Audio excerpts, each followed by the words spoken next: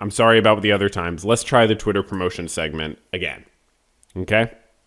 So we got a tweet. So I like to highlight a tweet. This is a tweet from a public intellectual, Anna Kasparian, who we actually looked at not too long ago.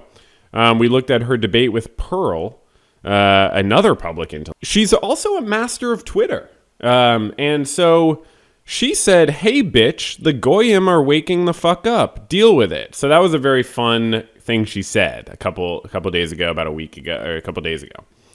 And then she came out to say, "I don't regret this comment." So people were maybe calling her out because calling herself the Goyim, it has an interesting effect. So obviously Jews are not the chosen people. That's not how things work. We don't live in a world like that. We live in a world where we're animals with a spiritual sense. Like we're not chosen by God.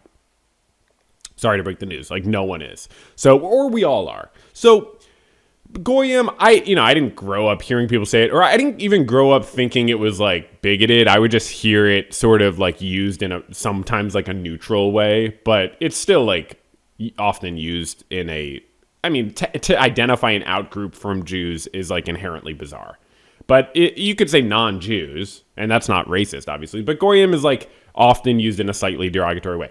Now, I believe Anna Kasparian here, if I'm not mistaken, is using the word because it was used in Jeffrey Epstein's email. Jeffrey Epstein referred to Goyims.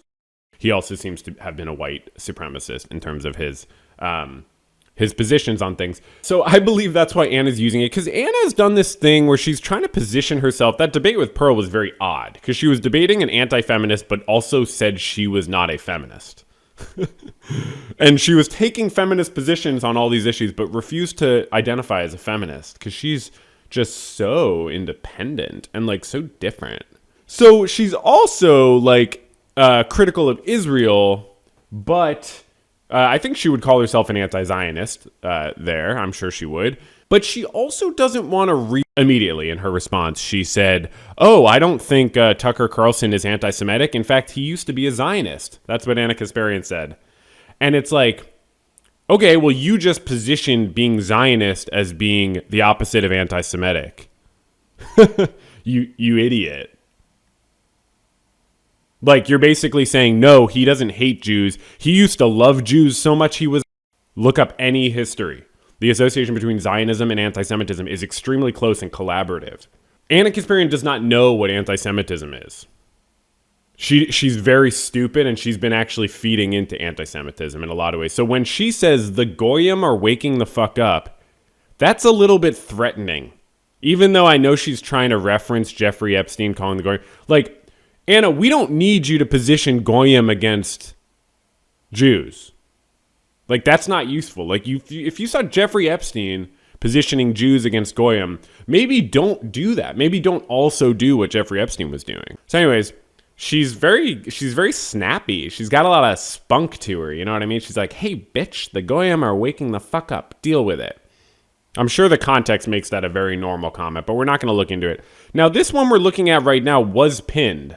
It's not pinned anymore because she's a mover and a shaker. You know what I mean? You go to her Twitter one day, and that's the cool thing about Twitter. By the way, because we're in the Twitter promotion segment, the Twitter promotions. It's shocking that she doesn't regret it because she's always taking stock of herself. She's very introspective. She's always understanding. She's always like, yeah, I guess I did freak out about people using the gender neutral term birthing people when that really wasn't just. She never did. No, oh, never mind. But normally she's very taking accountability, very introspective, super self-critical, very self-aware. Like, that's what we think of when we think of Anna Kasparian. Very self-aware, very, like, cognizant of the effect she's having on the world.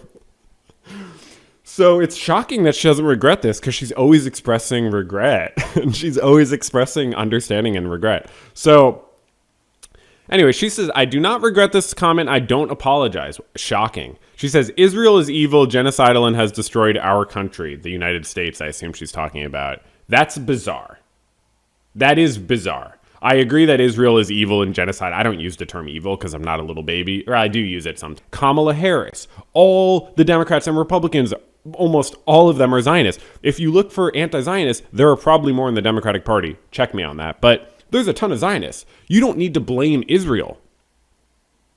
Like, seriously. And obviously, AIPAC funds enormous amounts of our politicians. Are you not going to blame the politicians for taking the money? You're going to blame Israel? It's bizarre. So, anyways, they're about to drag us into another war, and so we're being dragged into that, right? There's no agency of the Republican leadership, of Donald Trump. There's no agency of our government, of our media. There's no agency of all the people greasing the wheels of war.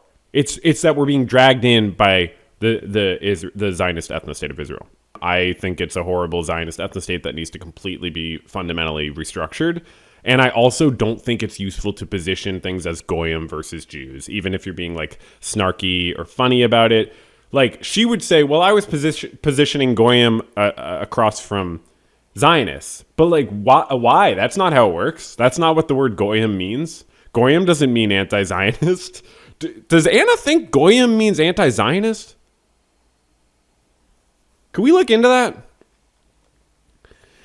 that? Israel loves to play victim as they bomb. Yeah, they do. This is irrelevant to the point. Steal land, bomb 7 countries, openly air their genocidal intentions, and commit genocide. Oh, wow. She's really artsy. I didn't realize she was so artsy. Oh, I'm sorry. It is still pinned. I don't know why I thought it wasn't pinned. She likes swearing. Okay. Oh, I can't even see what it's responding to.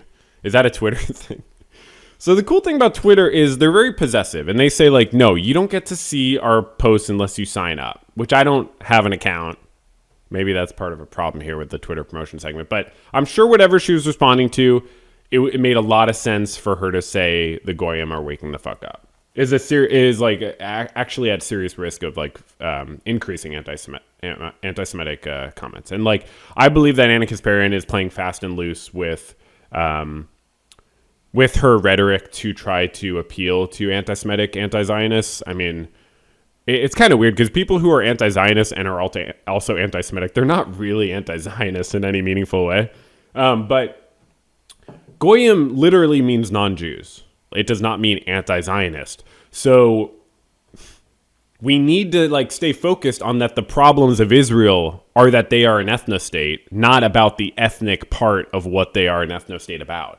Like, any ethno-state would be bad. Like, the fact that Jeffrey Epstein is Jewish should not be like a big part of how you criticize his association with Israel. You don't need, there are a lot of non-Jews who are Zionist agents, like he is. Thanks, Anna, though. Thanks for all the work you're doing. Really helpful. Really helpful to the anti-Zionist cause. It's honestly crazy to be like, oh, our country is getting taken over by Israel. Hold your own leaders accountable. Hold your leaders accountable. If your mom every night goes and does drugs with the neighbor, are you going to hold the neighbor accountable, or are you going to hold your mom accountable? Anyways, so Twitter's a great... Yeah, very cool. Oh my god, I can't even fucking believe that she said that.